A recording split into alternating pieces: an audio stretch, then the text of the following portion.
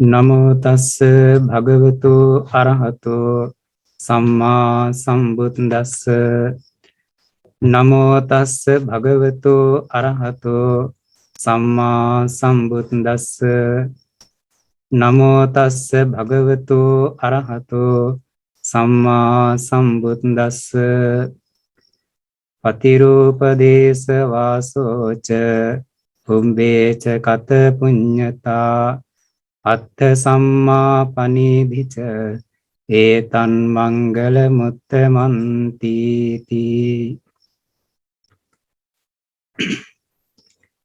පූජනීය මහා සංඝරත්නයන් අවසරයි, ශ්‍රද්ධාවන්ත වාසනාවන්ත පින්වත්නි, අද දවසේදී සූත්‍ර අධ්‍යයනය කිරීම සඳහා මේ කාලය අපි වෙන් කරගෙන තියෙන්නේ. අපි සුපුරුදු පරිදි මංගල සූත්‍රය සාකච්ඡා කිරීම සති කිහිපයක ඉඳලා කරගෙන ආවා. එයින් පසුගිය සතියේ අපි පළවෙනි ගාථාවේ දැක්වෙන මංගල කරුණු 3 පිළිබඳව සාකච්ඡා කරා.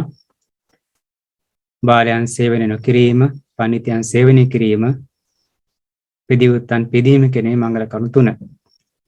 අද දවසේදී දෙවන ගාථාවේ දැක්වෙන භාග්‍යවතුන් වහන්සේ විසින් දේශනා කොට වදාළ දෙවන ගාථාවේ දැක්වෙන පතිරූපදේශ වාසයත් පෙර පින් නැති බවත් තම ආත්මය දමනය කර ගැනීම නැත්නම් හික්මවා ගැනීම කියන මේ කරුණු 3 පිළිබඳව සාකච්ඡා කරන්නේ. පතිරූපදේශ වාසය කියන එක, ඒ කියන්නේ සරලව කිව්වොත් එහෙම සුදුසු දේශය, වාසයට සුදුසු ප්‍රදේශය. සාමාන්‍යයෙන් සත්වයෝ, මිනිස්සයෝ ඇසුර නිසා වෙනස් වෙනවා. අපි ඒක අහලා තියෙනවා. පොඩි කාලේ ධර්ම කතා වලින්, බණ කතා වස්තු තුලින් ඒ ඇසුර නිසා වෙනස් වෙන ආකාරය පිළිබඳව අපි ඉගෙනගෙන තියෙනවා. අර ගිරාපෝතක දෙදෙනෙක්, දෙදෙනෙක්ගෙන් එක්කෙනෙක් තවුසන් ප්‍රදේශයට වැටිලා, තව කෙනෙක් හොරුන් ප්‍රදේශයට වැටිලා, ඒ පුද්ගලයන්ගේ ඇසුර නිසා ඒ සත්‍යය වෙනස් වුණු ආකාරය ගැන ඒ කතා වස්තු තුලින් අපි අහලා තියෙනවා. එතකොට මිනිස්යන්ටත්, මිනිස්යන්ගේ සිත් සතුනොත්, ගුණධර්මත් මේ ඇසුර කරන පුද්ගලයන් අනුව, ඇසුර කරන පරිසරය අනුව වෙනස් වෙනවා. එතකොට අපගේ ගුණධර්ම දියුණුව පිණිස, ඒ වගේ මෙලව අභිවෘද්ධිය ඇති කර ගැනීම පිණිස හේතු වන ධර්මතාවයන් දියුණු කර ගන්නට, පරලොවදී සුගති සම්පත් උපදවා ගැනීම පිණිස හේතු වන කුසල ධර්මයන් තුළ අපේ හිත පිහිටුවා ගන්නටත්, ඒ වගේම භාග්‍යතුන් වහන්සේ පෙන්වා දුන්නු ආර්ය සත්‍ය ධර්මය අවබෝධය කරා අපේ සිත මෙහෙවන්නටත්, ඒ මාර්ග ගමන් කරන්නටත් සුදුසු පුද්ගලයන්, කල්‍යාණ මිත්‍රයන් වහන්සේලා සිටින්නා වූ ප්‍රදේශයක් අපිට අවශ්‍ය වෙනවා. ඒ මිත්‍ර ඇසුර නැතුව, සද්ධර්ම ඇසීමකින් තොරව අපිට මේ යහපත් මාර්ගය, කුසල මාර්ගය නැත්නම් අපේ ජීවිතයේ අභිවෘද්ධිය කරා ගෙනියන්නට පුළුවන් වෙන්නේ නැහැ. භෞතික වශයෙන් කෙනෙක් ආර්ථිකයෙන් දියුණු වුණත්, ආධ්‍යාත්මික වශයෙන් දියුණු වීම සඳහා නම් සත්පුරුෂ ධර්මයේ කියන එක, සද්ධර්මයේ කියන එක ඇහෙන්නට ඕන. ඒ නිසා විශේෂයෙන් මෙතන පතිරූපදේශය කියලා හඳුන්වන්නේ මේ සද්ධර්මය ඇහෙන වටපිටාව. නැතිනම් බුද්ධ ආදී ආර්යයන් වහන්සේලා සිටින පරිසරය, ත්‍රිවිධ රත්නය පවතින දේශය හඳුන්වන්න පුළුවන්. ඒ නිසා ත්‍රිවිධ රත්නය අසුර කරගත්තාම තමයි අපිට අපේ ජීවිතය, මනුස්සයාගේ ජීවිතය යහපත් කරගන්න පුළුවන් වෙන්නේ. මෙලොව වශයෙන්, ආධ්‍යාත්මික වශයෙන් ගුණ ධර්මයන් දියුණු කරන්න පුළුවන් වෙන්නේ. කුසල ධර්මයන් තමන්ගේ సంతాන තුළ පුදවාගෙන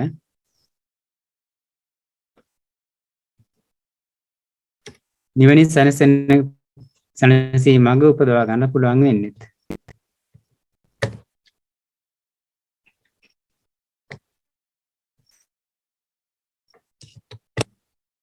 ඒ නිසා පතිරූපදේශය කියන එක මේ හැම දෙයකටම වැදගත් වෙනවා.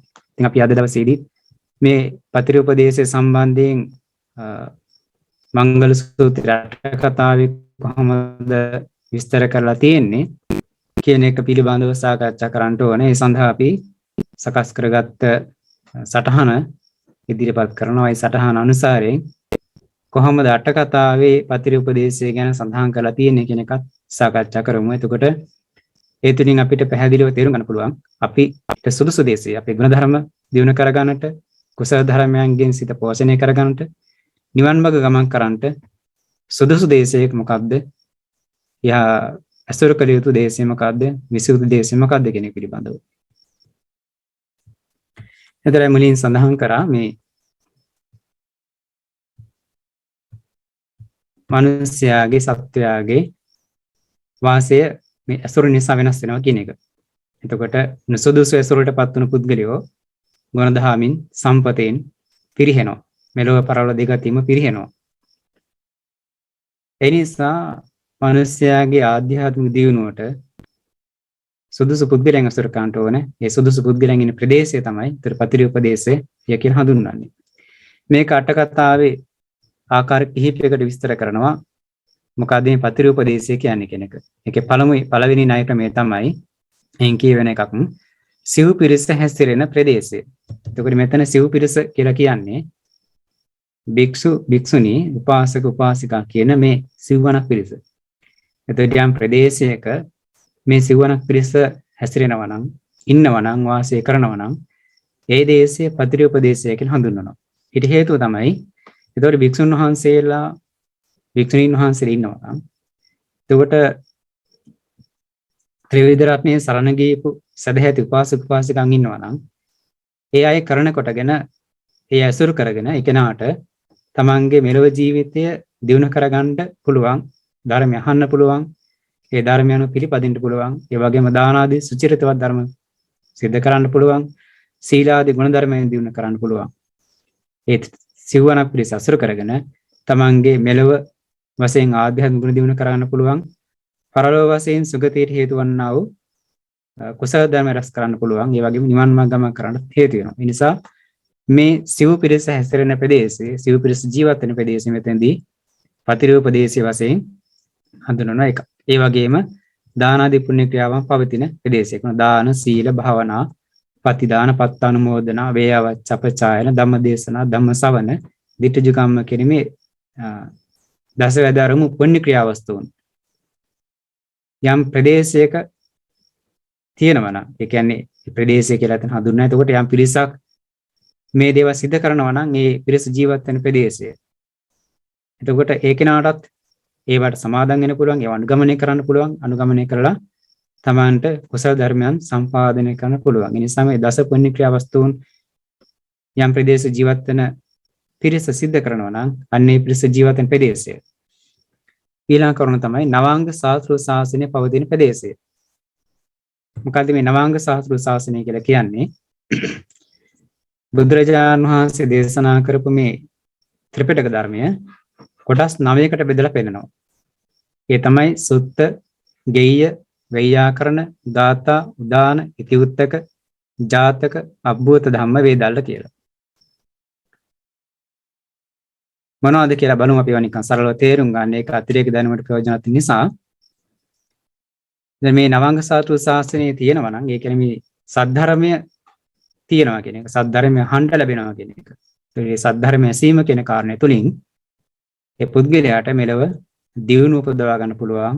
හේතු මෙලව දියුණුව උපදවා ගන්න හේතු වුණ කරුණු කාරණා ඒ තුලින් අහන්න ලැබෙන හින්දා ඒ වගේම පුණ්‍ය ධර්ම සිද්ධ කරගෙන පරලෝක සුගති සම්පත් උපදවා ගන්න පුළුවන් වෙනවා. ඒ වගේම නිවන් මාර්ග ගමන් කරන්න හේතු වෙනවා. එතකොට මේ සද්ධර්මය භාග්‍යවතුන් දේශනා කරපු ත්‍රිපිටක ධර්මය මේ විදිහට කොටස් 9කට බෙදලා තියෙනවා. මොනවද මේ 9? සුත්ත. මොනවද සූත්‍ර කියලා හඳුන්වන්නේ? මේ ත්‍රිපිටකයේ තියෙන මුළු ධර්මයේ ධර්ම කොටස් මේ කියන්නේ 84000ක් ධර්මස්කන්ධය කියන එක මේ කොටස් 9කට බෙදලා පෙන්නනවා. ඒක ත්‍රිපිටකයේ ධර්මයේ බෙදා දක්වන එක ආකාරයක්. සූත්‍ර විනය අභිධර්මය කියලා බෙදුවා වගේ නවංග ශාස්ත්‍රීය ශාසන වශයෙන් බෙදෙනවා. සුත්ත කියලා කියන්නේ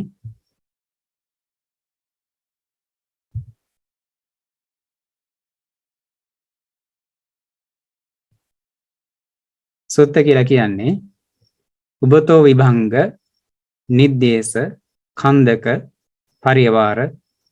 එතන සූත්‍ර නිපාතේ නැත්නම් සුත්ත නිපාතේ මංගල සූත්‍රය, අතන සූත්‍රය, නාලක සූත්‍රය, තුවටක සූත්‍ර ආදී සුත්ත කියන නාමයෙන් ඇති අනිකුත් තථාගත වචනෝ ඒ විශාලට කියනවා සුත්ත කියලා. ඒ කියන්නේ උබතෝ විභංග නිද්දේශ කියලා කියන්නේ උබතෝ විභංගය කියලා කියන්නේ විනය පිටකේ බික්ඛු විභංගේ, බික්ඛුණී විභංගේ කියන ඒවා.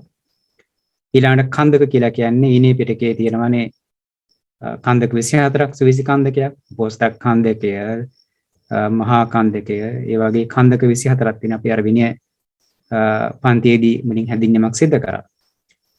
ඊළඟ පරිවාර 16ක් තියෙනවා. එතකොට මෙතන මේ කොටස් තුනෙන් කියවෙන්නේ සම්පූර්ණ විනය පිටකය.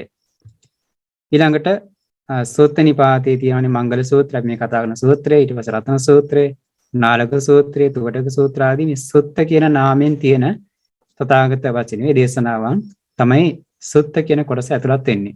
එතකොට මෙතනින් සම්පූර්ණ විනය පිටකයේම සුත්ත කියන කොටස තමයි ඇතුළත් වෙන්නේ. ඊළඟ ගෙය්‍ය.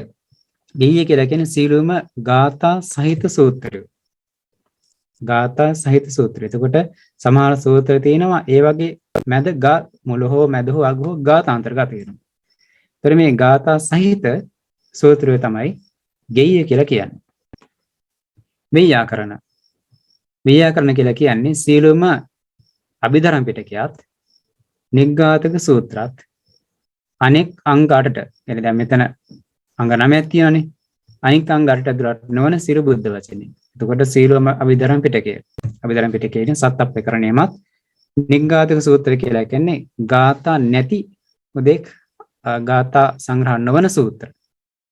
නිග්ඝාතක සූත්‍ර. ඒවත් අනික් කොටස් 8ට. ඒ කියන්නේ සුත්ත, ගෙය්‍ය, ගාථා ආදී කොටස් වලට ඇතුළත් නොවන අනික් සිරු බුද්ධ වචනයත් ව්‍යාකරණ කියන කොටස තමයි ඇතුළත් වෙන්නේ. ඊළඟට ගාථා කියනකොට ධම්මපද, තේර ගාථා, තේරි ගාථා, සුත්තිනිපාතේ එන සමහර සූත්‍ර. ඒ කියන්නේ සුත්ත නමින් නොගත් අපි සම්පූර්ණ ගාථා විතරක් තියෙනවට කියනවා ගාථා කියලා. ඒතකොට ධම්මපදේ ගත්තාම මේකේ ගාථා විතරයි සංග්‍රහ වෙන්නේ. වෙන අනික් කොටස් ඇතුළත් වෙන්නේ අනික් සූත්‍ර කොටස්. තේරි ගාථා කියන මේකේ තියෙන ගාථා විතරයි. තේරි ගාථාත් ඒ වගේ. ඒතකොට තව සුත්තිනිපාතේ තියෙනවා ගාථා විතරක් වෙන කොටස්. ඒතර ඒවා සූත්‍ර නමින් මේ හඳුන්වන්නේ. ඒ කොටස් ඇතුළත් වෙන්නේ ගාථා කියන කොටසට. ගාථා කියන කොටසට. උදාන කියනකොට සෝමනස්ස සහගත ඥානින් යුක්තව තථාගතයන් වහන්සේ දේශනා කරපු සූත්‍ර 82ක් තියෙනවා. ඒ කියන්නේ සෝමනස්ස ඥාන සම්ප්‍රයුක්ත සිතින් බුදුරජාණන් වහන්සේ සතුල සිතින් යුක්තව ප්‍රකාශ කරපු උදාන වැකි කියමින් දේශනා කරපු සූත්‍ර තියෙනවා 82ක්. ඒක උදාන පාළිය කියලා වෙනම සංග්‍රහ කරලා තියෙනවා. ඒතකොට සම්පූර්ණ උදාන පාළිය කුද්දක නිකාය වෙන ග්‍රන්ථයක්, කුද්ද නිකායන ග්‍රන්ථයක්. ඒ සම්පූර්ණ උදාන පාළිය තමයි උදාන කියලා හඳුන්වන්නේ. ඒතකොට ඒක භාග්‍යතුන් වහන්සේ ඒ සෝමනස්ස සහගත සිතින් යුක්තව ඥාන සම්ප්‍රයුක්තව දේශනා කරපු ඒ ගාථා අන්ති. ඉති උත්තක. උත්තං හේතං භගවතා කියලා ආදි ක්‍රමයෙන් පවතින සූත්‍ර 110ක් තියෙනවා. එතකොට ඒකත් කුද්දක නිකායන ග්‍රන්ථයක් වෙනම ඉති උත්තක පාළිය කියලා හඳුන්වනවා. ඒ ග්‍රන්ථයේ සංග්‍රහ කරලා තියෙනවා ඒ සූත්‍ර ටික. එතකොට මේ ඉති උත්තක පාළිය කියන පොත සම්පූර්ණයෙන්ම ඉති උත්තක කියන කොටසට ඇතුළත් වෙන්නේ. භාගතුන් වහන්සේ මෙසේ වදාන ලදී ආදී වශයෙන් කියපේවා. ජාතක. ජාතක කියනවා අපන්නක ජාතක ආදී 550ක් වූ සියලුම ජාතකයෝ. තමයි ජාතක කියන කොටසට ඇතුළත් වෙන්නේ. අබ්බෝත ධම්ම. අබ්බෝත ධම්ම කියලා කියන්නේ ආශ්චර්ය අద్භූත උපදවන්නා වූ ධර්ම කොටස්. එතන කියන උදාහරණයක් වශයෙන් චත්තාරමේ භික්ඛවේ අච්චර්ය අද්භූත ධම්ම ආනන්ද. මහණෙනි මේ ආනන්දයන් කෙරෙහි ආශ්චර්ය අද්භූත ධර්ම 4ක් වේ. එතකොට ඒක අවස්ථාවකදී වික්ෂුන් වහන්සේ ආමන්ත්‍රණය කරලා භාග්‍යතුන් දේශනා කරනවා ආනන්ද තෙරුන් වහන්සේ තුළ තියෙන විශේෂ ගුණ 4ක්. ආශ්චර්ය අද්භූත ඇතිවන ගුණ ධර්ම. අනේ වගේ ආශ්චර්ය අද්භූතය ඇති කරන ආකාරයෙන් දේශනා කරපු ඒවට තමයි සූත්‍ර වල තමයි කියන්නේ අද්භූත ධම්ම කියලා. වේදල්ල. වේදල්ල සූත්‍ර කියලා කියන්නේ ඔය චුල්ල වේදල්ල, මහා වේදල්ල, මජ්ක්‍ධිම නිකාය පළවෙනි ග්‍රන්ථය එනවා. මූලපණ්ණාසිකේ සම්මාදිට්ඨි සූත්‍රය, සක්කපඤ්ඤ සූත්‍රය, සංකාර භාජනීය සූත්‍රය, මහා පුන්නම සූත්‍ර ආදී අර දැනුම සතුට ලැබෙන අයුරින් දේශනා කරපු සූත්‍ර ධර්ම වලට කියනවා වේදල්ල කියලා.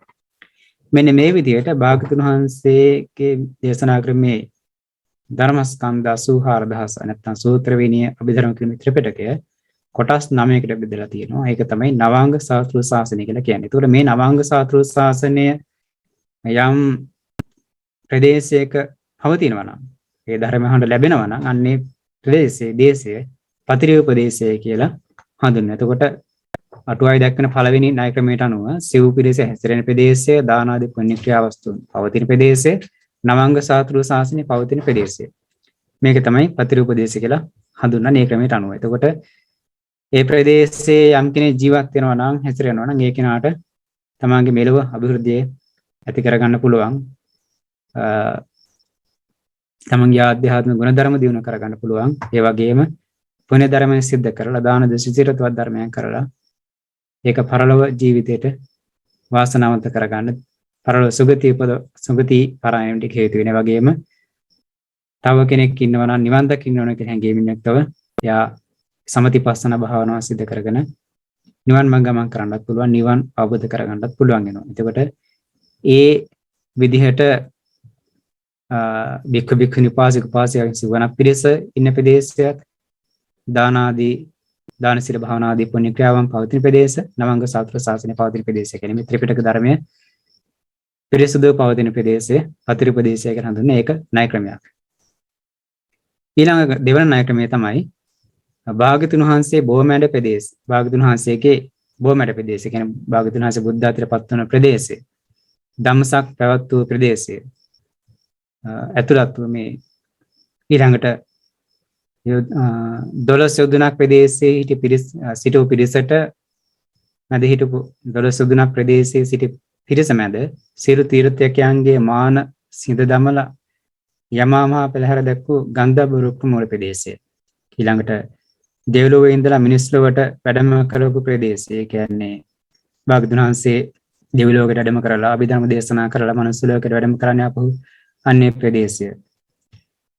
ඊළඟ සවැත් නුවර රජගහ නුවර ආදී භාග්‍යවතුන් වහන්සේ වැඩ වාසය කරපු ප්‍රදේශය.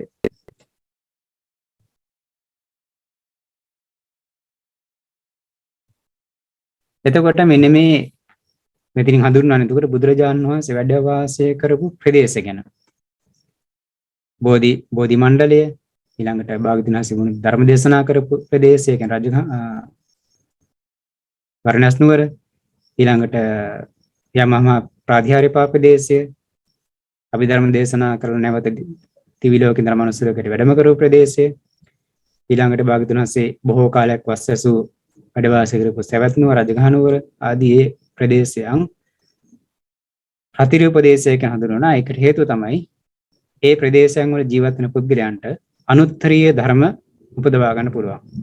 ලබන්න වාසනාව තියෙනවා. ඉතින් බුදුරජාණන් වහන්සේ නිතර දකින්න ලැබෙනවා.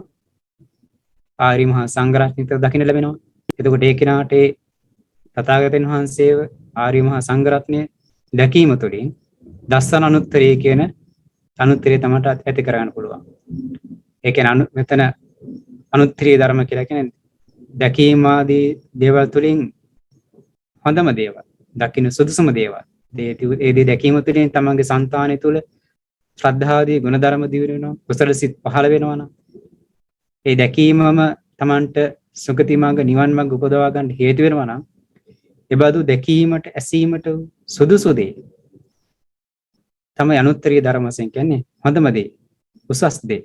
එතකොට මේ බුදුරජාන් වහන්සේලා වැඩ වාසය කරපු මහා සංඝරත්න වැඩ වාසය කරපු ඒ ප්‍රදේශය ඉන්නකොට ඒ කෙනාට නිරන්තරයෙන් භාග්‍යවතුන් වහන්සේව දකින්න ලැබෙනවා. මහා සංඝරත්න දකින්න ලැබෙනවා. ඉන්ද ඇසින් දැකිය යුතු රූපයන් අතරින් උසස්ම රූපයන්, උසස්ම දේ දකින්න ලැබීම දස්සන අනුත්තරීය. ඒ වගේම තමයි භාග්‍යවතුන් වහන්සේ අසුර කරනකොට භාග්‍යවතුන් වහන්සේගෙන් තුන් සද්ධර්ම අහන්න අවස්ථාව ලැබෙනවා.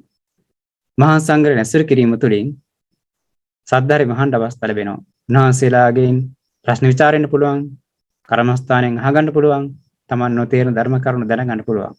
ඒ නිසා කණින් ඇසිය යුතු ශබ්දයන් අතරින් අහන්න සුදුසුම දේ තමයි සද්ධර්මය කියලා කියන්නේ. ඒ නිසා සද්ධර්මය අහන්න ලැබෙනවා. ඒ නිසා සමන අනුත්තරියත් ලැබෙනවා ඒ ප්‍රදේශ වාසී වෙන කෙනාට. ඊළඟ තමයි ලාභානුත්තරිය. ලාභානුත්තරිය කියලා කියන්නේ සප්තාරි ධනය. සප්තාරි ධනය. සද්ධාව, සීල, සුත, ත්‍යාග, පඤ්ඤා, හිරි, ඔත්තප්ප කියන මෙන්න මේ ආර්ය ධනයන් හිමිකාරයෙක් වඩපත් වෙන්න පුළුවන්.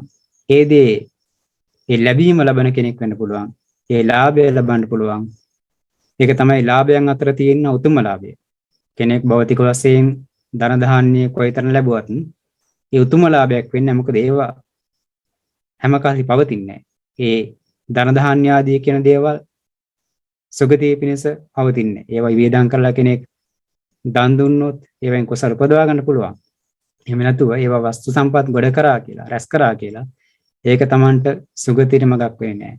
තමගේ ආධ්‍යාත්මික දියුණුවට මගක් වෙන්නේ නැහැ. නිවනට මගක් වෙන්නේ නැහැ. නමුත් මේ ත්‍රිවිධ රත්නේ නැත්තම් බුද්ධ ආදී අරණ වහන්සේලා වාසය කරන ප්‍රදේශින් කොට ඒ කෙනාට ත්‍රිවිධ රත්නේ කෙරෙහි අප්‍රමාණ ශ්‍රද්ධාව ඇති වෙනවා. ශ්‍රද්ධා ධනෙ දිනු කරන්න පුළුවන්. ඒ ත්‍රිවිධ රත්න ඇසුර කරගෙන ත්‍රිවිධ රත්නයේ සරණ ගිහින් තමන්ගේ సంతාන සීලාදී ගුණ ධර්මයන් උපදවා ගත්තාම සීල කියන ආර්ය ධනෙ ඇති කර ගන්න පුළුවන්. ඒ වගේම නිරන්තරයෙන් ධර්මය අහලා ධර්ම සාකච්ඡා සිද්ධ කරගෙන ධර්ම ඥානෙ තමන්ට උපදවා ගන්න පුළුවන්. බහුශ්‍රත භය ඇති කර ගන්න පුළුවන්. සුතමේ ඥාන ඇති කර ගන්න පුළුවන්. ධර්මයේ පිළිබඳව. එතකොට සුතමේ ආර්ය ධනෙ තියෙනවා. ඊළඟට ත්‍රිවිධට නැසුර කරගෙන දන් දීම ආදී සුචරිතව ධර්මයේ කරලා ත්‍යාගය කියන ගුණාංගي තමන්ගේ సంతානෙ දිනු කර ගන්න පුළුවන්. ඒ වගේම සමත භාවනාවන් යොමි විපස්සනා භාවනාව සිද්ධ කරලා ඒ ප්‍රඥාව දිනු කරගන්න පුළුවන් වෙනවා. ප්‍රඥා ධනය හිමිකාරයෙක් වෙනවා. ඒ වගේම මේ ධර්ම ඇසීම තුළින් වෙනදාට වඩා හොඳට තමන්ගේ කායික වාචික මානසික සංවරය ඇති කරගන්න පුළුවන්. හිරියොත්ප්ප කියන ඒ ලෝකපාලක ධර්මයන් තමන්ගේ සංතනත හොඳට දිනු කරන්න පුළුවන්. මෙන්න මේ කියනවා වූ අනුත්තරීය ධර්මය. ඒ කියන්නේ ආර්ය මේ ලාභානුත්තරීය කියන එක ඇති කරගන්න පුළුවන්. සත්‍යාර්ය ධනෙ ඇති කරගන්න පුළුවන්. මේ බුද්ධ ආදී සත්පුරුෂයන් වහන්සේලා වැඩ වාසය කරපු ප්‍රදේශයේ ඉන්නකොට ඊළඟ අනුත්තරීය තමයි සික්ඛානුත්තරීය. ඒ කියන්නේ ත්‍රිවිධ ශික්ෂාව තමයි සික්ඛානුත්තරීය කියලා කියන්නේ. අදි සීල ශික්ෂා, අදි චිත්ත ශික්ෂා, අදි පඤ්ඤා ශික්ෂා කියන මේ ත්‍රිවිධ ශික්ෂාවන් තමන්ගේ ආධ්‍යාත්මික තුල දිනු කරගන්න අවස්ථාව ලැබෙනවා. ඒ තුලින් ඊළඟ තමයි පාරිචරණුත්තරීය. ඇසුර කළ යුතු පුද්ගලයන් අතර උසස්ම පුද්ගලයෝ තමයි භාග්‍යවතුන් වහන්සේ මහා සංඝරත්නය. එතකොට ලෝකේ අපි ඇසුර කළ යුතු පුද්ගලයන් අතර උසස්ම පුද්ගලයන් වහන්සේ, උසස්ම කෙනා තමයි භාග්‍යවතුන් වහන්සේ. ඒ භාග්‍යවතුන් වහන්සේ ඇසුර කිරීම තුළින් ඒකාන්තයෙන් Tamanට යහපතක් වෙනවාමයි. Taman සැපයටපත් වෙනවාමයි, ජීවණයටපත් වෙනවාමයි. ඒකාන්තයෙන් ඒ ඇසුර කිරීම මාත්‍රෙම සංසාර දුකින් අත් මිදීමටත් හේතු වෙනවා. ඒ වගේම ආර්ය මහා සංඝරත්නය ඇසුර කිරීම කියන කාරණේ තුලිනුත් ඒ දේ ලැබෙනවා. එතකොට වෙනත් කෙලෙස් සහිත කෙලෙස් බරිත පුද්ගලයන් අසුර කරන ගත්තා නම් තමන්ගේ ගුණධර්ම ඒ තුලින් පිරිහෙනවා. සමාහට ඒ කෙලෙස් බරිත පුද්ගලයන් අසුර කිරීම තුලින් ගුණධර්ම පිරිහිලා පංච දුස්චරිතයෙන් හැසිරලා සතර පායේ වැටෙන්න හේතු වෙන අකුසලයන් කර ගන්න පුළුවන්. සතර පාය වැටෙන්න හේතු වෙනවා. නමුත් බුද්ධ ආදී ආර්යයන් වහන්සේලා සත්පුරුෂයන් වහන්සේලා අසුර කිරීම කියන කාරණේ තුලින් ඒකාන්තයෙන් තමයි මෙලව අභිවෘද්ධි ඇති කරන්න පුළුවන්, පරලෝක සුගතිය ඇති කරන්න පුළුවන්, නිවනින් සැනසෙන්න පුළුවන්. නිසා අසුර කළ යුතු පුද්ගලයන් වශයෙන් සුදුසුම පුද්ගලයන් අසුර කරන්න අවස්ථාව ලැබෙනවා කියන පාරචර අනුත්තරීය කියන ලැබෙනවා. ඊළඟ තමයි අනුස්සත අනුස්සරීය. අනුස්සත අනුත්තරීය. ඒ කියන්නේ අපි යම් යම් දේවල් සිහි කරනවා, හිතනවා. එතකොට අපිට හිතන්න සුදුසු, සිහි කරන්න සුදුසු, අනුස්මරණය කරන්න සුදුසු හොඳම දේ තමයි ධර්මය. බුදුරජාණන් වහන්සේ ගුණ, සද්ධර්ම රත්නයේ ගුණ, මහා සංඝ රත්නයේ ගුණ, ඒ වගේම බුද්ධ මෛත්‍රී කර්මස්ථාන ආදී මේ මෛත්‍රී භාවනාවන් ආදී මේ දේවල් නැත්නම් අසුභ භාවනා ආදී මේ දේවල් සිහි කරන්න ඕන, අනුස්මරණය කරන්න ඕන සුදුසුම දේවල්. එතකොට ඒ අවස්ථාවත් ලැබෙනවා මේ ත්‍රිවිධ රත්නේ ඉන්න ප්‍රදේශයක් වුණාම බුද්ධ ආදී ආරණ්‍ය වහන්සේ ඉන්න ප්‍රදේශයක් වුණාම මෙන්න මේ විදිහට බුදුරජාණන් වහන්සේලා ආර්ය මහා සංඝරත්නය ඉන්න භූමියක තමන් ජීවත් වෙනකොට ඒ ප්‍රදේශ ජීවත් වෙනකොට මේ කියනා වූ අනුත්තරීය ධර්ම 6 ලැබෙන නිසා ඒ ලාභය ලැබෙන නිසා ඒ ප්‍රදේශයේ ඇසුර කිරීම මංගල කරුණක් වෙනවා. ඒක සුදුසු දේශයක් වෙන පතිරෝපදේශයක් වෙනවා. ඒ දෙවෙනි ආකාරයේ අට කතාවේ දැක්වෙන විදිහට පතිරෝපදේශයෙන් හඳුන්වීම. ඊළඟ තුන්වෙනි ක්‍රමය ගත්තොත් එහෙම තුන්වෙනි ක්‍රමය තමයි මධ්‍ය දේශය කියලා හඳුන්වන්නේ. මධ්‍ය දේශය කියලා හඳුන්වන්නේ. ඒතර මධ්‍ය දේශයේ ඉන්න කෙනාට මෙතනදී ඉඳීම තුළින් අර කලින් කිව්වා වගේම බුදුරජාණන් වහන්සේලා අසුර කරන ලැබෙනවා, මහා සංඝ අසුර කරන ලැබෙනවා, ධර්ම හඬ ලැබෙනවා. ඒ තුළින් තමන්ට තමන්ගේ సంతානේ කුසල ධර්ම දිනු කරන්න පුළුවන්. ඒ වගේම සීලාදී ප්‍රතිවද ධර්ම දිනු කරන්න පුළුවන්. සමතිපස්සනා භාවනා සිද්ධ කරගත්ත කෙනා සිද්ධ කරගෙන ආරි මාර්ග ගමන් කරලා නිවන සැනසෙන්නත් පුළුවන්කම ලැබෙනවා. ඒතකොට මධ්‍ය දේශය කියලා කියන්නේ විශේෂයෙන් බුද්ධ ආදී ආර්යයන් වහන්සේලා වාසය කරපු දේශය මුලින් කියපු කාරණේම කියන තවත් ආකාරයක් මේ. මොකද මේ මධ්‍ය දේශය කියන්නේ? එතෙන්දී මේ සටහන මේ ඡායාරූපය දැක්වලා තියෙනවා. ඒක විස්තර කරත් එහෙම මධ්‍ය දේශය කියලා හඳුන්වන්නේ මේ ප්‍රදේශයේ තියෙන ජම්බුද්වීපය කියන්නේ ඉන්දියාවේ. ඉන්දියාවේ යම් කොටසක් තියෙන භූමි ප්‍රදේශයක් මුළු ඉන්දියාව නෙමෙයි.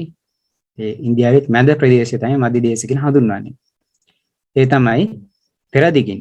ඒ කියන්නේ නැගෙනහිර දිශාවෙන් මේ තියෙන්නේ කජංගල කියන නියංගම. කජංගල කියන නියංගම තමයි සීමාව. එතකොට ඒ නියංගමෙන් එපිට ප්‍රත්‍යන්ත දේශය. දැන් මේ අපි හිතට අරමුණු කරගෙන ඉන්දියාව මෙහෙම ප්‍රදේශයේ භූමිය තියෙනවා කියලා සටහන් කරගත්තොත් ඒ කියන්නේ මැප් එක දාන්න බැහැ. එතකොට ඒකේ මේ කඩංගල කියලා නියංගමක් තියෙන නැගෙනහිර පැත්තේ. දැන් වර්තමානයේ ඒ ගම් වලට මොනවද කියන්නේ කියලා අපි දන්නේ නැහැ. එතකොට ඒ නියංගමෙන් එපිට ඒ කියන්නේ ඊටත් නැගෙනහිර පැත්තට වුණොත් ඒක ප්‍රත්‍යන්ත දේශය. ඒ කඩංගල ගමෙන් මෙපිට බස්නාහිර පැත්තට වෙන්න මධ්‍ය දේශය වෙන්නේ. එතකොට මේ මෙපිට මහා සාගරයෙන් ඊටත් එපිට තමයි ප්‍රත්‍යන්ත දේශය වෙන්නේ. මෙපිට කියලා කියන්නේ මේ පැත්තට වෙන්න. එතකොට බස්නාහිර පැත්තට වෙන්න මධ්‍ය දේශය. ඊළඟට දක්ෂිණ පූර්ව දක්ෂිණ පූර්ව කියලා කියන්නේ ගිනිකොන දිශාවෙන් මෙන්න මේ ප්‍රදේශයෙන් සල්ලවතී කියන නදිය තියෙනවා.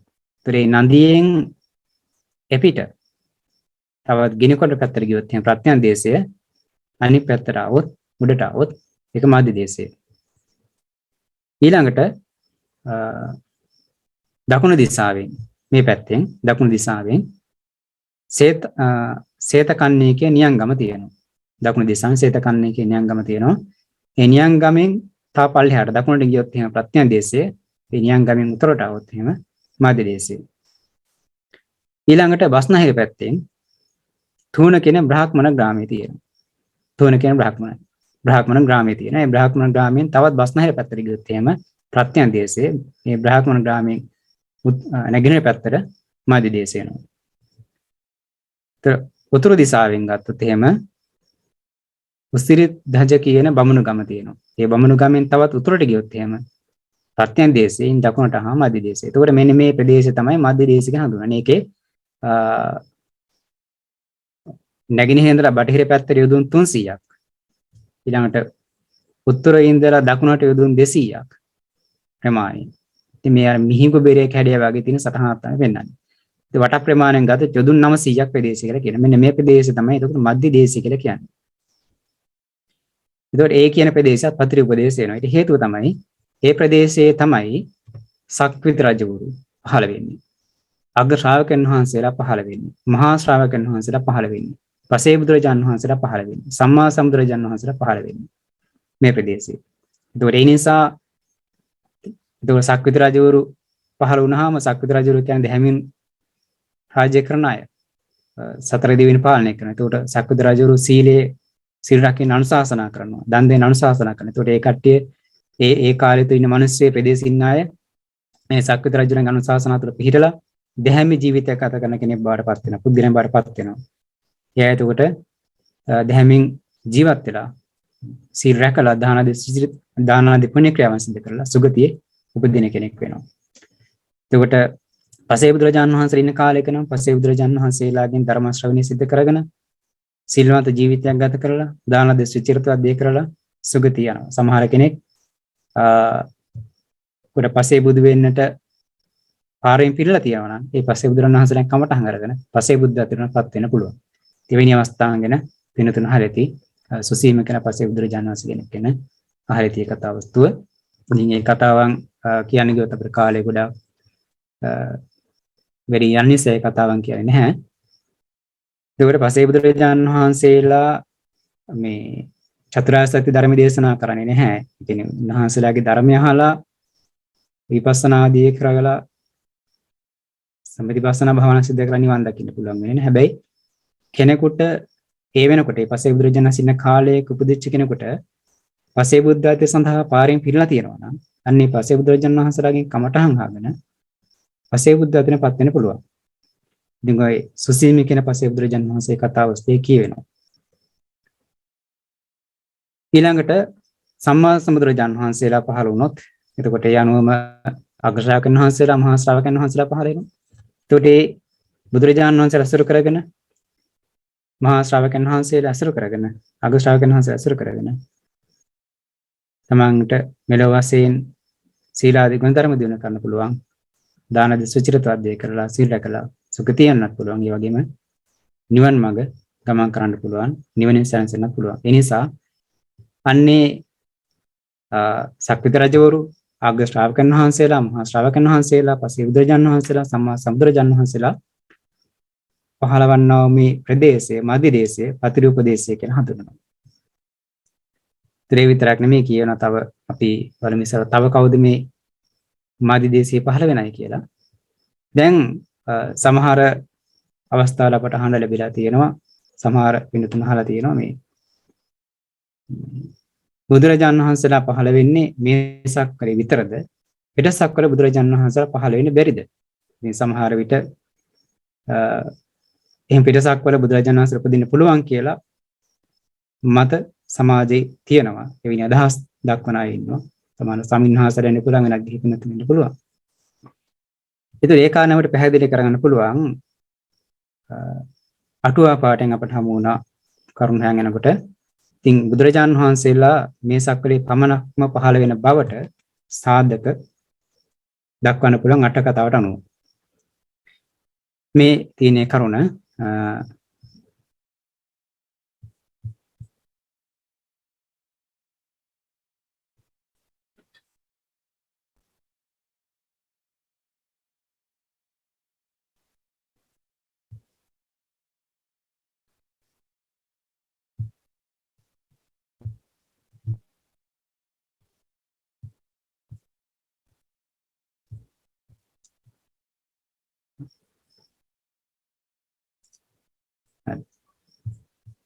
මේ කොටස එනවා මේ මජ්ක්‍ධිම නිකාය මූල පණ්ණාසකේ අට්ඨිපදෝපම සූත්‍රයේ දක්වන කොටස දක්වමු.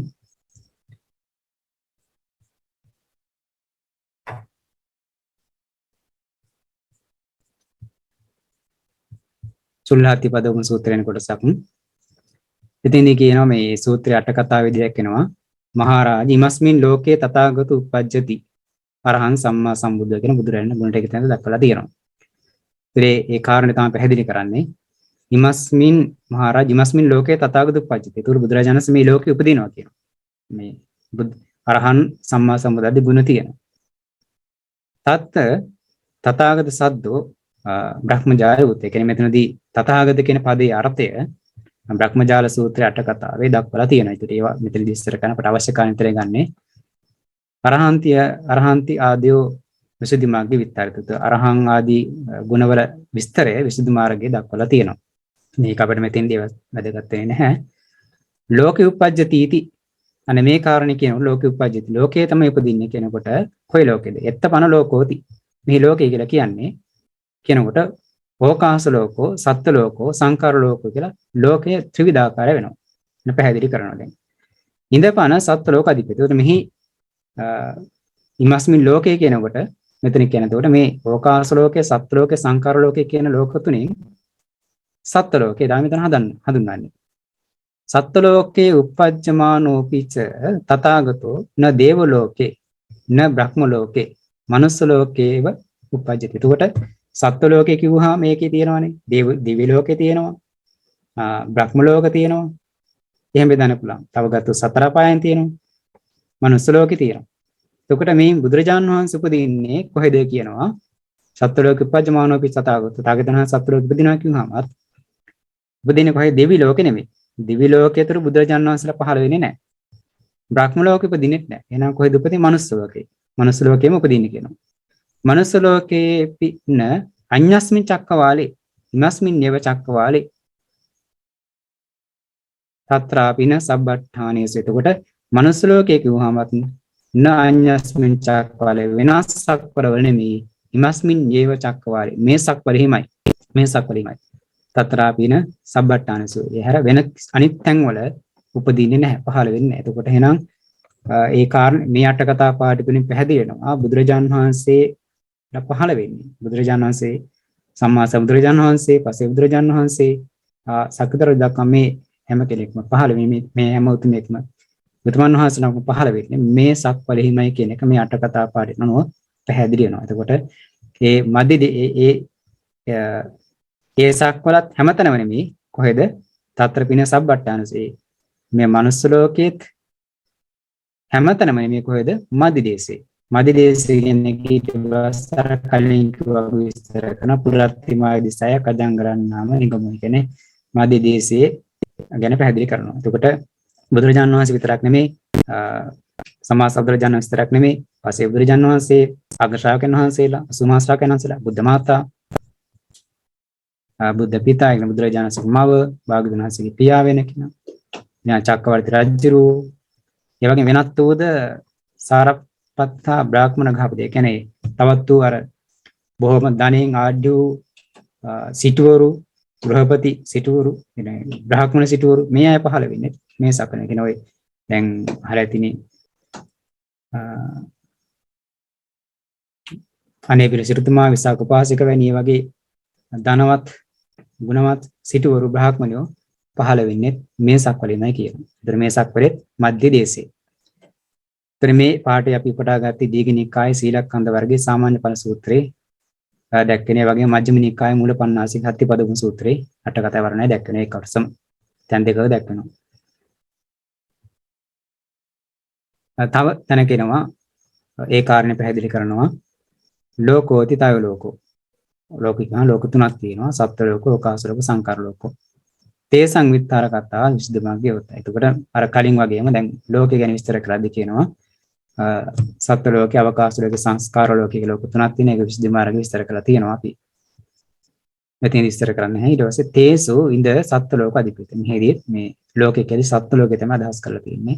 සත්ත්ව ලෝකේ උපජ්ජමානෝපි චේස න දේව ලෝකේ න බ්‍රහ්ම ලෝකේ මනුස්ස ලෝකේ උපජ්ජති. කලින් වගේම කියනවා මේ සත්ත්ව ලෝකේ කිව්වහමත් බුදුරජාණන් වහන්සේ පහළ වෙන්නේ මේ දිව්‍ය ලෝකේවත් නෙමෙයි බ්‍රහ්ම ලෝකේවත් නෙමෙයි මනුස්ස ලෝකෙමයි.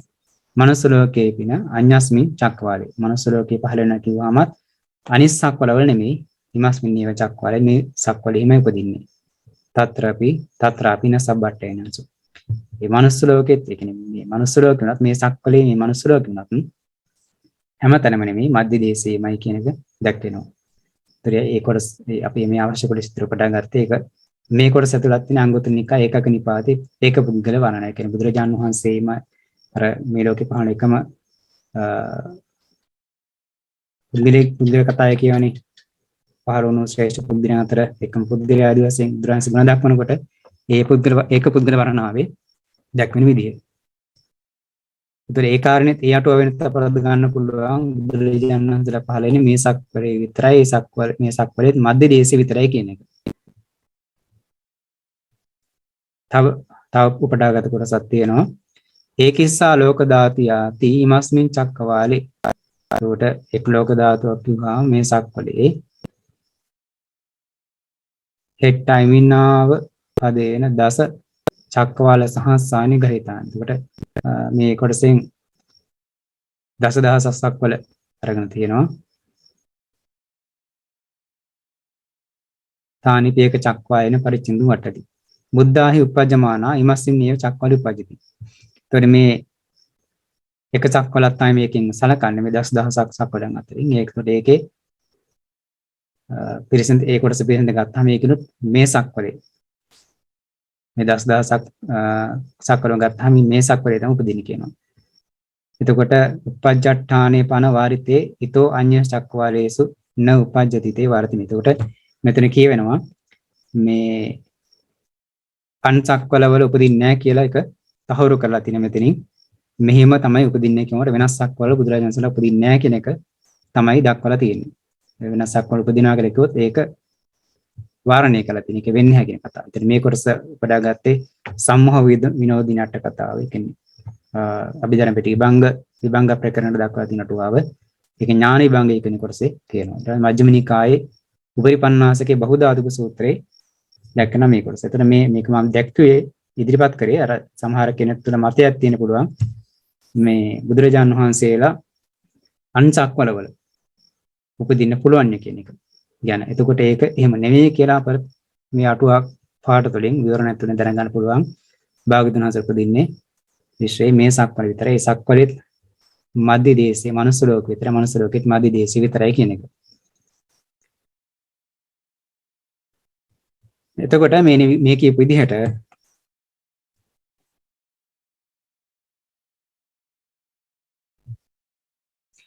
මේ කියපු විදිහට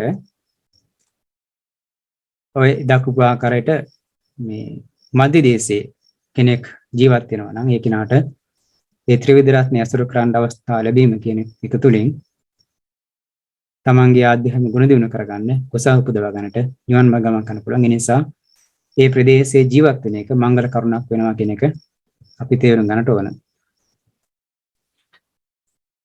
දොරේ යනු අපිට තේරුම් ගන්න පුළුවන් අපේ කෙනෙක් ජීවත් වෙනට සුදුසු ප්‍රදේශය මොකද්ද කියන එක. එතකොට ඒ තුළින් කලින් කියපු ආකාරයට සිවණ පිළිස ඉන්න දාන දෙසුචිත ධර්ම කෙරෙන ඊළඟට නවංග සාධු ශාසනයේ පවතින ප්‍රදේශය එක ක්‍රමයකට ගත්තොත් එහෙම ඊළඟ ක්‍රමයකට ගත්තොත් මධ්‍ය දේශය ඒ කියන කොටස අපට හඳුන්වන්න පුළුවන්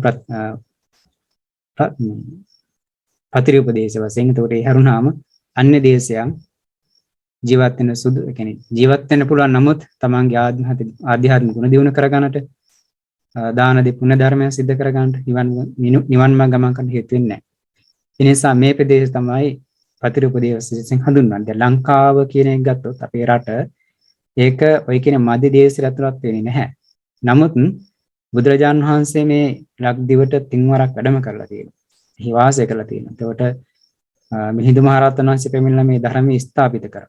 එතකොට භාග්‍යවතුන් වහන්සේගේ සර්වඥ ධාතුන් වහන්සේ විශාල ප්‍රමාණයක් පවතින ලංකාදීපේ. ඒ වගේම ත්‍රිපිටක ධර්මයේ ග්‍රන්ථාරූඪ කරේ ලංකාදීපේ. මහා ආර්යයන් වහන්සේලා ලක්ෂ ගණන් පහළ නෙමෙයි ලංකාදීපේ. නිසා මධ්‍ය දේශීය කියන කොටසට ඇතුළත් නොවුනත් ලක්දිව කියලා කියන්නේ පතිරූපදේශයක් නේ. මොකද නවාංග සාතුරු ශාසනය තියෙනවා සිවණ පිරිස ඉන්නවා. භාග්‍යවතුන් වැඩම කරපු ප්‍රදේශයක්.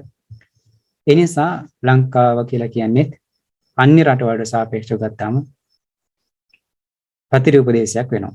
දැන් වෙනත් මිත්‍යා දෘෂ්ටික දර්ශනයන් තියෙන අන්‍ය මත දරන ප්‍රදේශයන් ගත්තොත් එහෙම සමහර ප්‍රදේශ තියෙනවා සමහර රටවල් තියෙනන්න පුළුවන් සාධාරණ අහන්න ලැබෙන්නේ නැහැ. ත්‍රිවිධ රත්නේ නැහැ. බුද්ධ කියන වචනයක්වත් අහන්න ලැබෙන්නේ නැති ප්‍රදේශයන් තියෙනවා. එතකොට නිවැරදි ධර්ම මාර්ගයක් නැති, ධමයක් ඇහෙන්නේ නැති ඒ ප්‍රදේශවල ජීවත් වෙන කෙනෙකුට මේ විදිහේ කුසල ධර්මයන් කරන්න අවස්ථාවක් ලැබෙන්නේ නැහැ. සීලාදී මුල් ධර්ම දියුණු කරන්න අවස්ථාවක් ලැබෙන්නේ නැහැ. ඒ නිසා ඒ ප්‍රදේශවල උපදින කෙනෙක් කොට අභිවෘද්ධිය කරා ගෙනියනවා කියන එක තමන්ගේ ජීවිතය කියන්නේ ආධ්‍යාත්මික වශයෙන් දියුණු උපදවනවා කියන එක පරලෝක වශයෙන් සුගතිය යන්නට හේතු වන කුසල රැස් කර ගන්නවා කියන එක නිවන් මාර්ග ගමන් කරනවා කියන එක වෙන්නේ නැහැ. ඒ නිසා ඒ ප්‍රදේශයන් වල ජීවත් වීම කියන එක මංගල කරුණක් වෙන්නේ නැහැ. ඒකට මේ පතිරූපදේශයේ වාසය කරන එක මංගල කරුණක් වෙනවා කියන එක අපි තේරුම් ගන්නට ඕනේ තුලින්. ඒකට ඒ විදිහට එක මංගල කරුණක් පිටම තමයි පෙන්වා දුන්නේ. ඊළඟට බලමු ඊළඟ මංගල කාරණය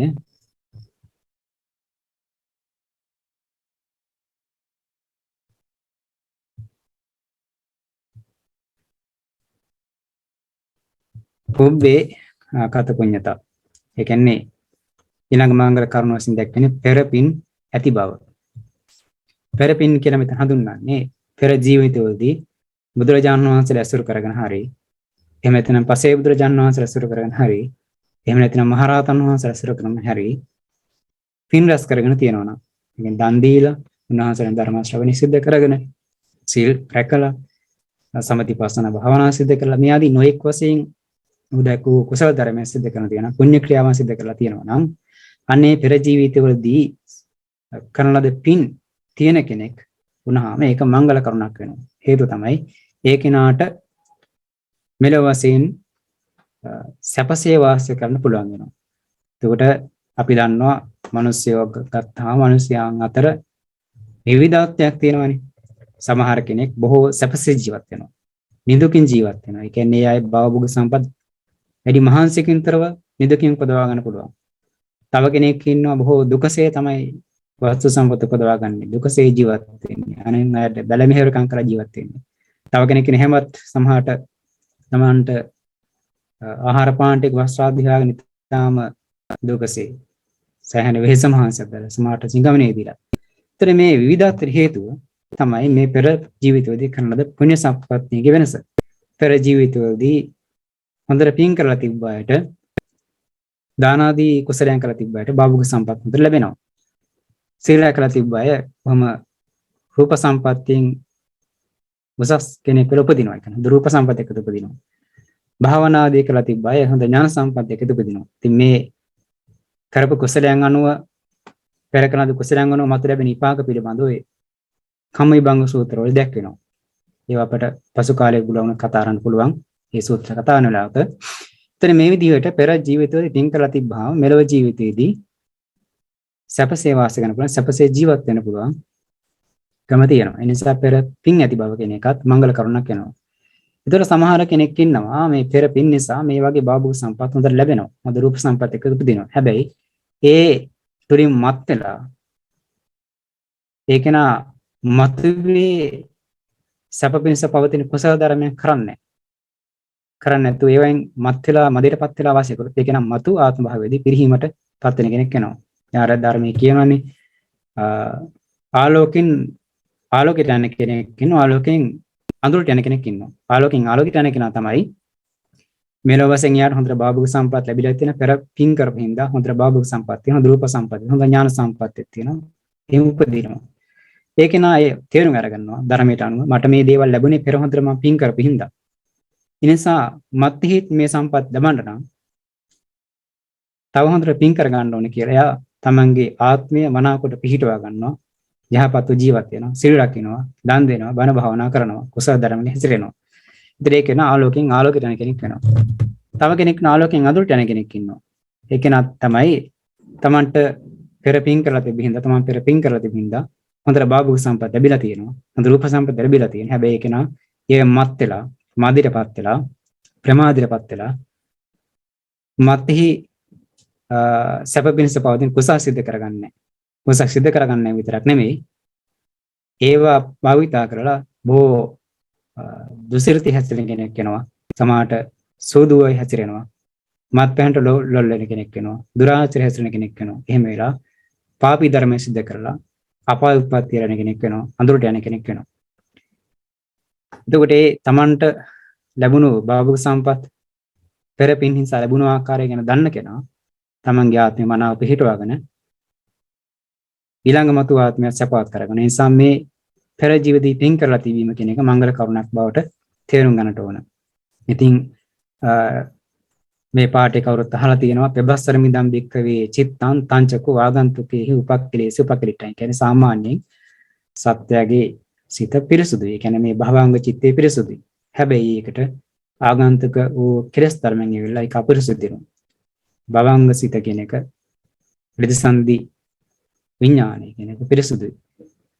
ඒකට ඇතිවන යම් යම් වස්තු දැක්කම ලෝභය ඇති වෙනකොට, ද්වේෂය ඇති වෙනකොට ඒ සිතිවිලි නිසා මේ ජමන් සිත අපිරිසුදු වෙනවා. ඉතින් කෙනෙක් දක්ෂ වුණොත් එහෙම තමන් හිත මනාව පිහිටුවා ගත්තොත් ආයි හිත කෙලස් ධර්මයන් තොරව වාසය කරන්න පුළුවන්. හිත අපිරිසුදු කරගන්න නැතුව වාසය කරන්න පුළුවන්. ඒ සඳහා තමයි කුසල ධර්මයන් තුළ හිත පිහිටුවා ගන්න අවශ්‍ය වෙන්නේ. ධර්මයට හිත පිරවන්න අවශ්‍ය වෙන්නේ. එතකොට මේ පෙර පින් කළ බව සැපේ වෙනස හේතු වෙන එක දක්වන හොඳ ධම්පද ගාථාවක් දැක්වෙනවා. ඉද නන්දති පෙච්ච නන්දති කත පුඤ්ඤෝ බෙහත් නන්දති. පුඤ්ඤම් මේ කතන්ති නන්දති බියෝ නන්දති සුගතින් ගත. මේක අහලා තියෙන හැම බොහෝ දිනෙක. එතකොට පෙර පින් කරපු හින්දා ඒ පින් කරගත්ත කෙනා මෙලොවත් සතුටු වෙන තමන් විසින් යහපත කරගත් තමන් හොඳ දෙයක් කරගත්තා. මෙලොව ජීවිතයට සැප වෙනස පවතින දෙයක් කරගත්තා කියලා සතුටු වෙනවා. පරලොවට ගියන් පස්සේ දෙයක් සතුටු වෙනවා. පරලොව ජීවිතයේදී මම පෙර පින් කරපු හින්දා අද මේ සුගති සම්පත් විඳිනවා. දිව්‍ය ලෝක සම්පත් විඳිනවා. මානසික වශයෙන් උසස් සම්පත් විඳිනවා කියලා. ඉතින් පින් කරපු කෙනා මේ විදිහට මෙලොවදී පරලොවදී සතුටු වෙනවා කියලා දැක්කෙනවා. ඒ නිසා පින් කරපු කෙනා මේ විදිහට සතුටු වෙනවා. යා සුගතියට ගියන් පස්සේ දෙහිමින් සතුටු වෙන බවට පත් වෙනවා. ඒ නිසා පෙර පින් කර ඇති බව කියන එක මෙලොව වශයෙන් සමන්ට සැපසේ ජීවත් හේතු වෙනවා. මේ ජීවිතයේ තව තව පින් කරගත්තාම මතු ආත්ම භවදී සැපවත් වෙන්න පුළුවන් නිසා මේ පින් කිරීම කියන එක පෙර ජීවිතවලදී බුද්ධ ආදී අරණසල සර කරන පින් රැස් කරගන්නලා තියෙනවා නම් ඒක සැපයට කරුණක්, අභිවෘද්ධියට කරුණක්, දියුණුවට කරුණක් වෙනවා. එතකොට මේ පෙර පින් කරලා තිබු නිසා මෙලොව වශයෙන් මානසික වූම ඒවා දිව්‍යමය වූ සැපයට පැමිණෙනවා. නිවන් සැපයටපත් වෙන කෙනෙක් වෙනවා. දැන් කෙනෙකුට හොඳ ශරීර වර්ණයක් තියෙනවා නම් කාගේත් සිත් පැහැර ගන්න විදිහේ කවුරුත් කාගේත් හිතේ ප්‍රසාදයක් තියෙන විදිහේ හොඳ ශරීර වර්ණයක්, ශරීර සටහන්, ඒ වගේම මිහි හඬ, ඒ වගේම හොඳ කාය ශක්තිය, නිරෝගී භාවය, දීර්ඝායුෂ, ප්‍රඥාව, ඒ වගේම ධන ධාන්‍ය ලැබීම, පරිවාර සම්පත්තිය, අධිපති භාව, කීර්තිය, සිටු සම්පත්, රජ සම්පත්, ප්‍රාදේශීය රජ සම්පත්, චක්‍රවර්ති රජ සම්පත්, දිව්‍ය සම්පත්, නිවන් සම්පත් කියන මේ හැම දෙයක්ම ලබන්න හේතු වෙන්නේ පෙර පින් කරලා තිබ්බාම. එතකොට පෙර පින් කරපු අය තමයි මේ විදිහේ සම්පත් වෙනපත් වෙලා තියෙන්නේ. එතකොට අපිට තේරුම් ගන්න පුළුවන් සමාජයේ අනුගතහම ඒවද පුදුරෙන් අපට දකින්න ලැබෙනවා. ඉතින් මේ අයත් පෙර හොඳට පින් කරපු අය. එතකොට අපි තේරුම් ගන්න ඕන යම් කෙනෙක් එහෙම හොඳට සැපසේ ජීවත් වෙනවා නම් ඒ යාගේ ජීවිතේ හේතුලා තියෙන පෙර පින් කරපු එක. ඒ නිසා ඒ බඳු කෙනෙක් දැක්කම තමාට වෙන කෙනෙක් හිත තුළ ඊර්ෂ්‍යාව තියෙන පුළුවන්, වෛරය තියෙන පුළුවන්. නමුත් නුවණින් තේරුම් ගන්න ඕනේ. එයා කෙනා පෙර පින් කරලා තිබෙහිඳ තමයි මේ සම්පත් ලැබෙන්නේ. දැන් යම් කෙනෙකුට ඒ බඳු සම්පත් නැත්තම් ඊට හේතුව තමයි පෙර පින් කරලා නැති බව. ඒ නිසා තේරුම් ගන්නට ඕන. එහෙනම් මමත් අනාගතයේදී මේ විදිහේ සම්පත් ලබන කෙනෙක් වෙන්න නම්, මේ විදිහේ සපා ජීවිතයක් ගත කරන්න නම් මේ ජීවිතය හොඳට පින් රැස් කර ගන්න ඕන, කුසල කර ගන්න ඕන කියන එක. ඉඳා පෙර පින් කරපු බව මංගල කරුණක් වෙන්නේ මෙන්න මේ ආකාරයෙන්. ඒ කියන්නේ යා සපවත් ජීවිතයක් ගත කරන කෙනෙක් වෙනවා. මේ විදිහේ සම්පත්තියටපත් වෙන කෙනෙක් වෙනවා. ඉතින් මේ පෙර පින් කරපු නිසා මේ වගේ සම්පත් ලැබෙන බවට නිදිකණ්ඩ සූත්‍රයේ දේශනා කරන භාගතුන් වහන්සේ මේ නිදිකණ්ඩ සූත්‍රයේ ගාථා ධර්මයක් අපි මෙතනට උපටන් ගත්තා. ඒස දේව මනුස්සානං සබ්බ කාම දදෝනිදී යඤ්ඤා දේවහි පත්තෙන්ති සබ්බ මේතෙන් ලබ්බති. එතකොට මේ පෙර පින් කරලා තිබෙ හින්දා ඒ කෙනාට මිනිස්සෙව වෙන්න පුළුවන්, දෙවියම වෙන්න පුළුවන්. යම් සැපයක් තියෙනවා නම් ඒ සැපේ ලබන කෙනෙක් බාටපත් වෙනවා. ඒතකොට යමක් ප්‍රාර්ථනා කරනවා නම් ඒ සියල්ල ලබන කෙනෙක් බාටපත් වෙනවා.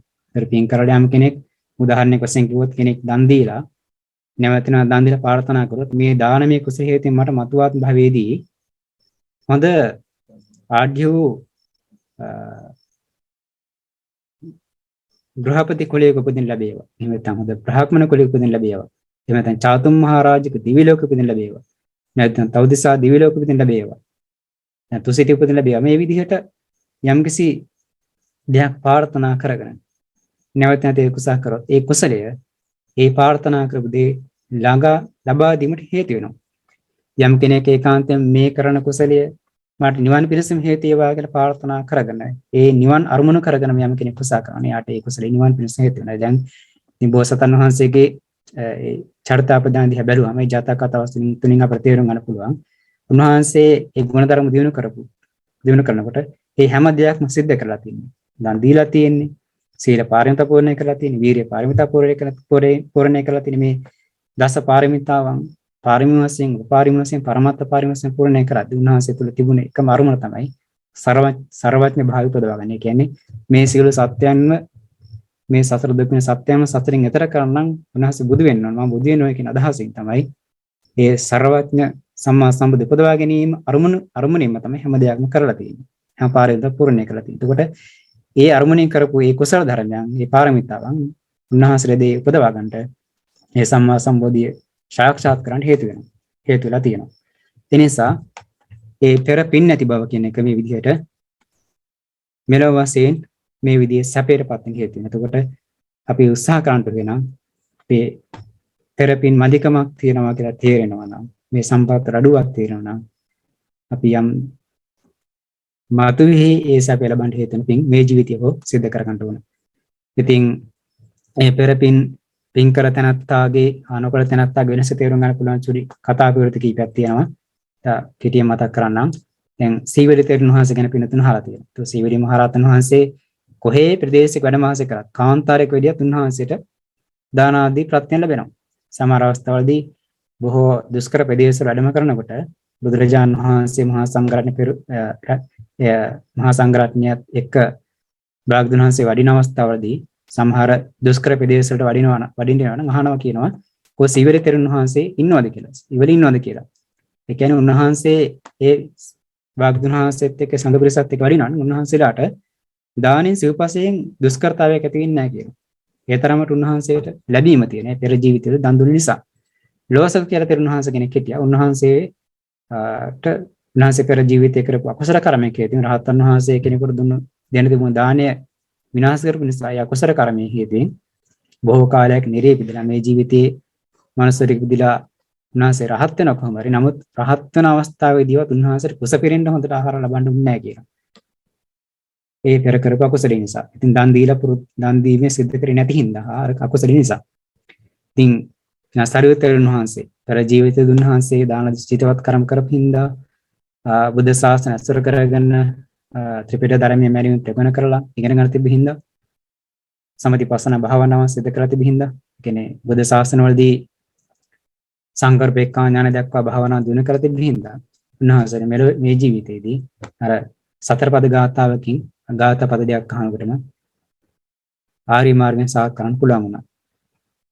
ඒ වගේ නමුත් චොල්ලපන්දක තෙරුන් වහන්සේ සිව්මසක් මුළුල්ලේම පාඩම් කරත් එක ගාථාවක පාඩම් කරන්න බැරුණා කියලා උන්වහන්සේ පෙර කරපු අකුසලයක් හින්දා. ඉතින් මේ විදිහේ මේ පින් කළ තැනත්තාගේ පින් නොකළ තැනත්තාගේ වෙනස වගේ තේරුම් ගන්න පුළුවන්. මේ සමාජය තුලින් සමාජ උදාහරණ තරම් අපට දැක් ගන්නට පුළුවන් ඊට කාරණා. ඒ නිසා පෙර පින් බව ඇති බව කියන එක මංගල කරුණක් කියන එක අපි ඒ ආකාරයෙන් තේරුම් ගන්නට ඕන.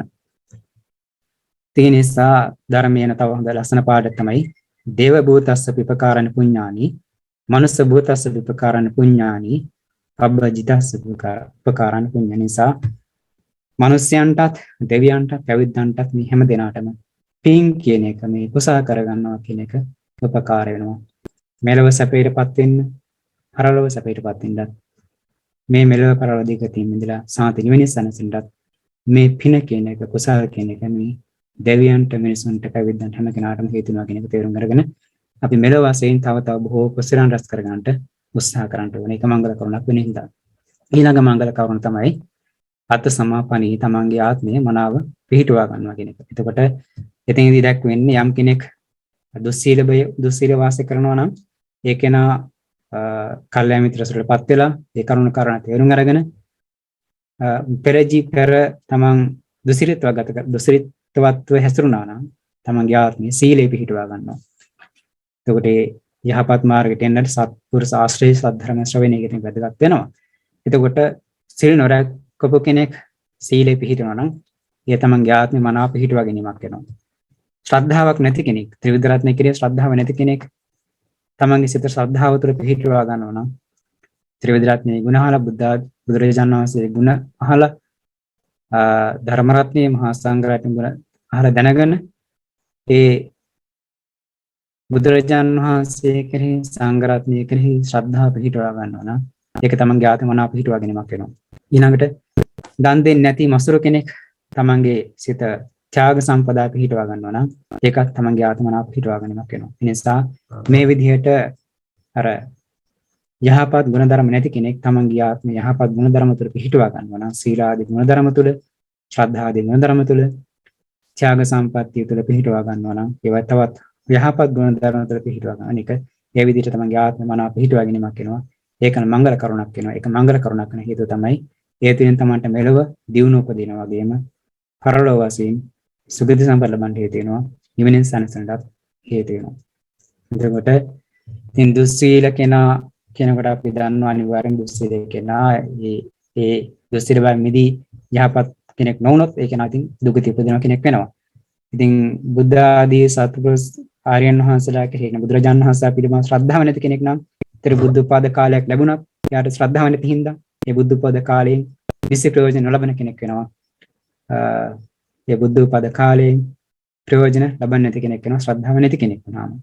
එතකොට මසුරු තැනැත්තා දාන ආදී දෙන්නේ නැති හින්දා මතු සැපේට පිණිස පවතින කුසල් නොකරන කෙනෙක් වෙනවා. එතකොට ඉනිසා යම් කෙනෙක් මේ විදිහට සීලේ පිහිටුවා ගන්නවා නම් තමන්ගේ හිත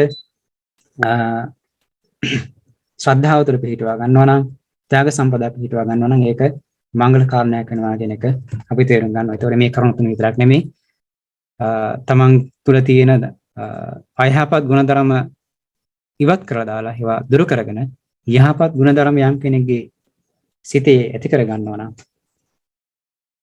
තමන්ගේ సంతాන තුළ උපදවා ගන්නවා නම් තමන්ගේ ජීවිතයේ යහපත් මාර්ගයේ යනවා නම් ඒක මංගල කරුණක් වෙනවා.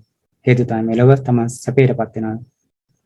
පරලොව සුගතියටපත් වෙනවා. නිවන සංසාර ලැබෙන නිසා මෙන්න මේ කියන ආකාරයට අපි අද පෙන්වා දුන්නේ ත්‍රිවිධ මංගල කරුණු තුනක් පෙන්වා දුන්නා. මංගල සූත්‍රයේ භාගතුන් වහන්සේ දේශනා කළ දෙවන ගාථාව ඇසුරින් පතිරෝපදේශ වාසය ඒ වගේම පෙර පින් නැති බව පෙර කරන පින් නැති බව හා තමන්ගේ ආත්මය මනාව පිහිටුවා ගැනීම කියන කරුණු තුන. ඒ නිසා මේ කරුණු තුනත් අපි තේරුම් අරගෙන ඒවා මෙලොව වශයෙන් අභිවෘද්ධිය පිණිස පවතින නිසාත් පරලොව වශයෙන් අභිවෘද්ධිය පිණිස කියන්නේ දේමානසික උසස් සම්පත් ලැබීම පිණිස හේතු වෙන නිසාත් ප්‍රාර්ථනා කරන බෝධි ඥාන කිලෝතුරු නිවනින් සැනසීම පිණිසත් හේතු නිසාත් අපි මේ මංගල කරුණු අපේ సంతాන තුළ උපදවා ගන්නට අපි උත්සාහ කරන්න ඕන. ඒ නිසා අපේ වර්තමාන කාලයේදී මේ මනුස්ස ජීවිතයේදී පතිරෝපදේශය ලැබිලා තියෙනවා. ඊළඟට පෙරපින් කරපු නිසා අපට මේ යහපත් මාර්ගය ගමන් කරන්න අවස්ථාව ලැබිලා තියෙනවා. භව සම්පත් ලැබිලා තියෙනවා. හොඳ මනුස්සාත්මය ලැබිලා තියෙනවා. ක්ෂණ සම්පත් ලැබිලා තියෙනවා. හොඳ ඉන්ද්‍රිය සම්පත් ලැබිලා තියෙනවා. ඉනිසා ඒවා ලැබුණේ පෙරපින් කරපු හින්දා. එතකොට ඒ වගේම මේ ජීවිතයේදීත් අපි හොඳ ආත්මය මනාව පිහිටුවා ගත්තාම යහපත් මාර්ගය පිහිටුවා ගත්තාම මෙලොව වශයෙන් අපට අභිවෘද්ධිය කරා යන්නට පුළුවන්. පරලොව ඒකාන්ත සුගතිය යන්නට පුළුවන්. ඉතින් මේ ජීවිතයේදී අපි උත්සාහ කරොත් අපිට හේතු සම්පත් තියෙනවා නම් very වැඩිවත් එහෙම නිවන් දකින්න පුළුවන්. එහෙම නැතුනොත් ප්‍රාර්ථනාක බෝධි ඥානකින් මතු බයකදී සාන්තිය වෙන සැනසෙන්ට හේතු වෙනවා. නිසා මේ මංගල කරුණු යනත් අපි මේ විදිහට පෙන්වා දුන්නේ. ඉඳා අපි මේවා අපේ ජීවිතය තුළ උපදවාගෙන අපේ මෙලව අභිවෘද්ධිය ඇති කරන්නට ඒ වගේම සාන්තිය වෙන සැනසෙන මාර්ගය ගමන් කරන්න උත්සාහ කරමු. හැම දිනකටම අද මේ මංගල කරුණු කාරණා මංගල සූත්‍රයෙන් අපි සාකච්ඡා කරේ මේ ධර්ම දේශනාවේ කුසලයේ ධර්ම ශ්‍රවණයේ කුසලයේ අපි සියලු දෙනාටම සාන්ත සුන්දර නිවනින් සැනසී සාන්ත සුන්දර නිවනින් සැනසී පිණසම හේතු වේවා සනායවා කියලා ප්‍රාර්ථනා කරගනිමු. අපි සියලු දෙනාටම සියලු